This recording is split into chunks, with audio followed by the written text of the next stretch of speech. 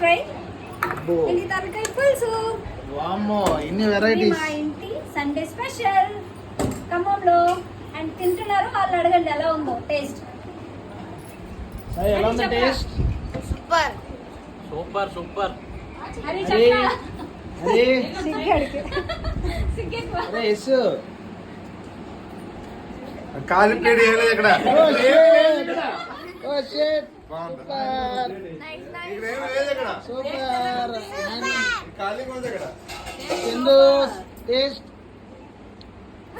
చెప్పే. మా వాళ్ళకి సిగ్గెక్కువ అందుకే చెప్పట్లేదు, కానీ వంటలన్నీ చాలా బాగా వచ్చాయి.